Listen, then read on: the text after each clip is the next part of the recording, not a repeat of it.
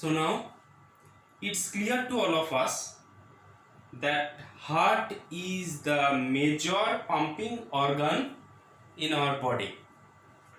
So that heart is continuously pumping, and due to that pumping we are going to get the oxygenated blood supply, and the deoxygenated blood, it is going to eliminated from our organs by this heart in the desired direction. So now what it will happen when this is pumping? Yesterday already we have discussed, when this huge amount of pumping it is going on a particular organ, definitely some of the portion is responsible on that. So which portion is responsible for that? That is, we have seen the myocardium. On that, the heart tissue, if we are going to find out, the outermost, that is called as pericardium, middle one myocardium, and inner one is endocardium. This myocardium is responsible for the contraction of heart. So now this myocardium itself cannot generate any impulse. The impulse is going to generate from the parent node, that is SA node, already has been discussed. So now this SA node, it is only generating the impulses or transmitting to the atrium portion, but from taking these impulses, the AV node as well as the same time the Purkinje fiber is also responsible for contracting our heart muscle. So now when there is a contraction, definitely there will be a corresponding relaxation. I told you previously, so this particular contraction, it is called as systole, and oppositely when it is going for a relaxation, that is called as diastole.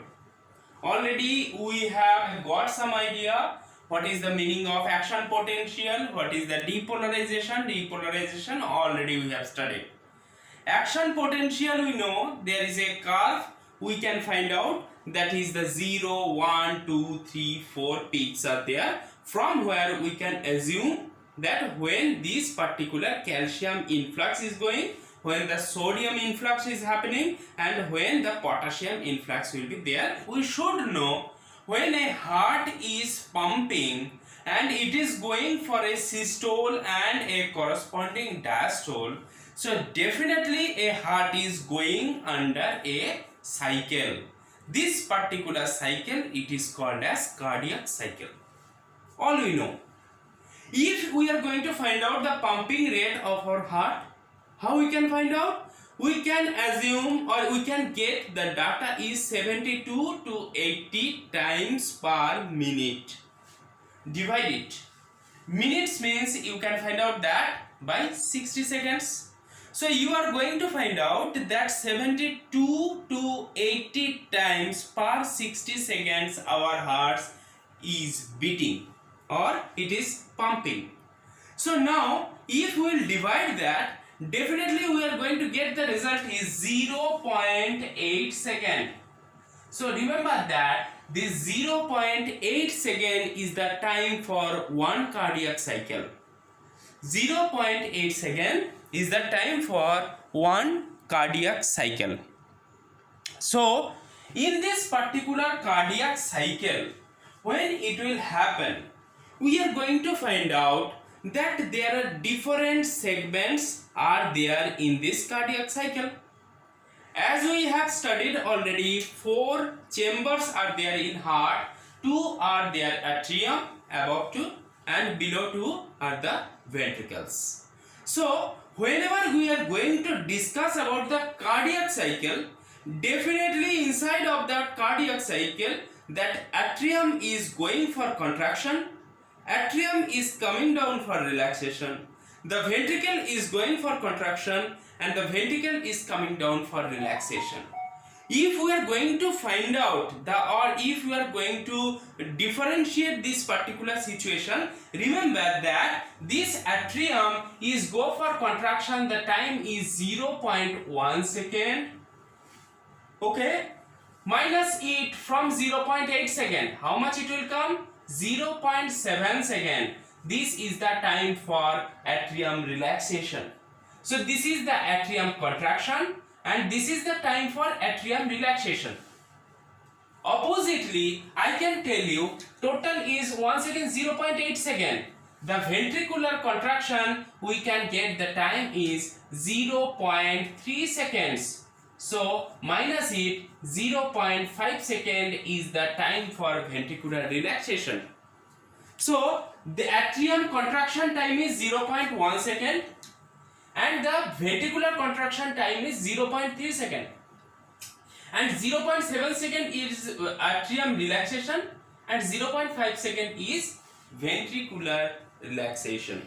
So these things is happening in all cardiac cycles. So we should know that one of the in our normal human beings, if we are normotensive, if we don't have any problem in our heart, there is no any of coronary disorder, we are going to find out, we are going to means in our body that cycle is maintaining, that's 0.8 second cycle. So this cardiac cycle, it is a vast matter. We have already discussed that particular topic in previous classes in your previous years. The gist only I have told you that there is atrium contraction, atrium relaxation, ventricular contraction and ventricular relaxation, all will combine together and we are going to find out that particular cardiac cycle. You can tell this is CS. So if we will divide it by 8 division, so 0.1, this is the atrium contraction, rest this portion is atrium relaxation. Oppositely, if we are going to find out this 0.3, 1, 2, 3, 0.1, 0.2, 0.3. So if this portion is the ventricular contraction, if this is the ventricular contraction, the rest portion, that is the 0.5, this is total your ventricular relaxation. So these things is happening to our body. So remember that this only we can represent, but this cardiac cycle, it is not easy to understand without any of the tool. Now what is that tool to find out, to identify what is the condition of our heart, how this is pumping, how this cardiac cycle is going on. So for that purpose we have to know a data, a graph that is called as ECG. So if I will ask you the question, what is the ECG? Definitely you will tell it may be electrocardiogram, or somebody you will tell the electrocardiograph. Okay. So now what is the difference between electrocardiogram and electrocardiograph? So if you are going to find out this particular process, you are going to perform this process in your body, that is called as electrocardiogram. And when it will be established on a paper, on a graph paper, this particular diagram, it will come out as a result of your heart. That graph is called as electrocardiograph. So now we are going to find out this electrocardiogram, it is directly indicating what is the condition of our heart, or it is directly indicating the situation of our cardiac cycle. Exactly both are same. But only that cardiac cycle we can think, we can feel, but directly exhibition is not possible. But this is the exhibition of our cardiac cycle. Now here we are going to find out, this is the isometric phase or isometric line, you should tell that. When you are going to find out that ECG, there are few important peaks. One, this is called as P wave, I am writing here, that is P wave. Next we are going to find out the Q peak or Q wave, then R, QR, then S, and then D.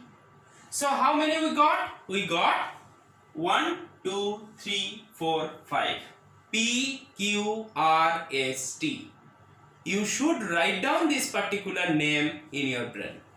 P, Q, R, S, T.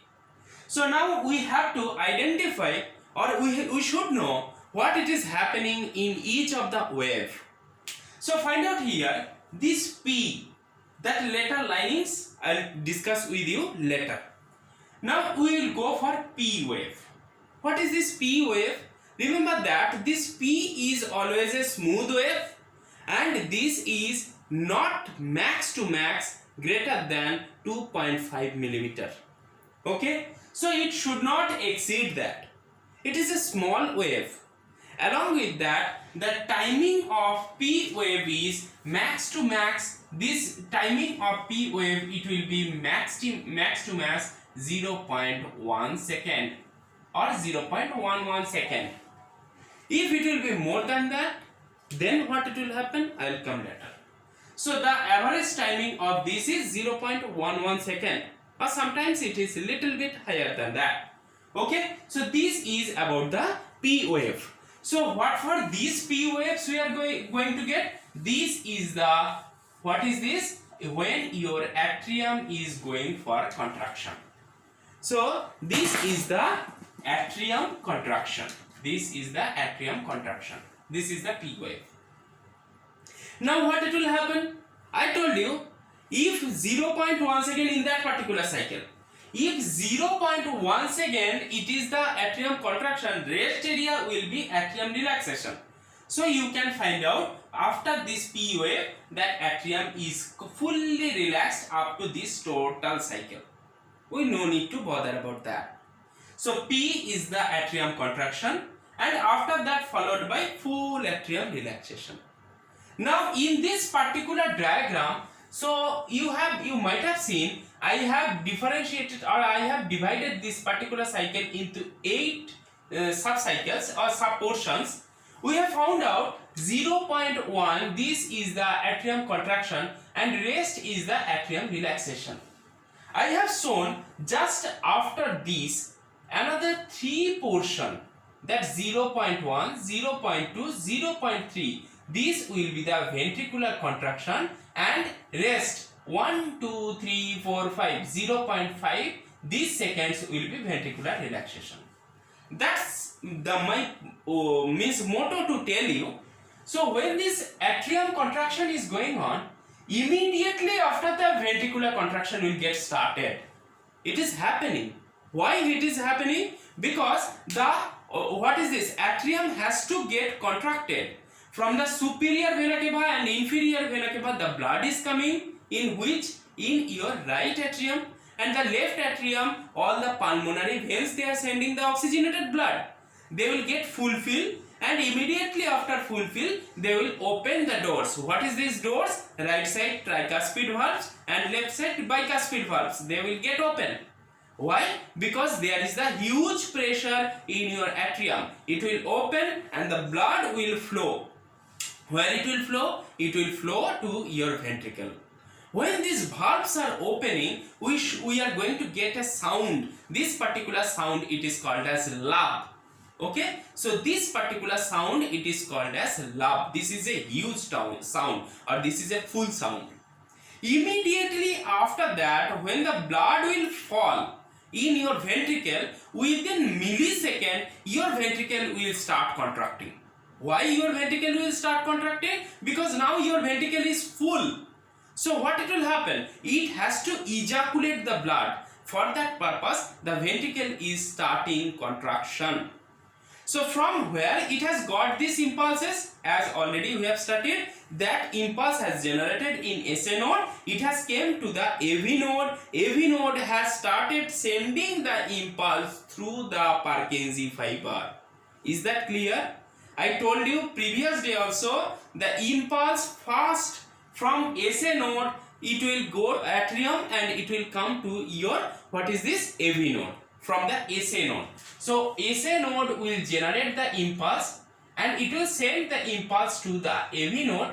AV node will transmit the impulse to your basal portion of ventricle. Along with that, it will transmit the impulse to the Purkinje fiber. So basal portion will get contracted. After that, this particular impulse, it will come down via the septum. it will come down via the septum, the main major dividation between the what is this right side and left side of your heart, that is called as septum. Via this septum these impulse will come and it will reach to the apex of your ventricle, means pinpointed downside of your ventricle. From there slowly it will go to the upside, means your body will get contracted. So these things is happening. So for this purpose we are going to get the complex that is called as QRS complex. This is the ventricular systole complex. Okay, so this is the ventricular systole complex. So now we are going to find out this Q. This is a negative peak. Definitely you are finding this Q is a negative peak. So it is getting the peak, it is coming in the opposite direction, in the negative side, followed by a sharp and long peak, that is the R wave or R peak. So this R peak will be followed by once again a sharp down peak which is greater than your Q peak, that is named as S. So in this complex, QRS complex, Q and S we are going to get the negative peaks, and R is the only one which is this positive peak. So what for this is happening, by this we can focus on that point. So this R is the time when your apex of your ventricle is going to get contracted. Is that clear? So this is the time when the impulse is going to the basal portion of your ventricle. Q is the time when the basal portion of your ventricle is going to get the impulse. Along with that, the impulse is coming down via the septum. And R is the peak when it has having the highest strength and it is sending the impulse to your apex portion of your ventricle. From the apex it is going to the what is this body portion of the ventricle, the peak we are going to get S. So this QRS is a total ventricular contraction, but it is indicating different portion of your ventricular contraction. Okay, different portions of ventricle it is going to get contracted. This it is clear here, or it is evident from our graph. Okay, so this is the QRS complex. We are having only one left in our hand, that is called as T, or this is called as T wave, which is a ventricular diastole peak. This is a ventricular diastole peak. So here what it will happen, the ventricle will get diastole, or it will go for the relaxation, where we are going to get a blunt wave. It is not a sharp peak.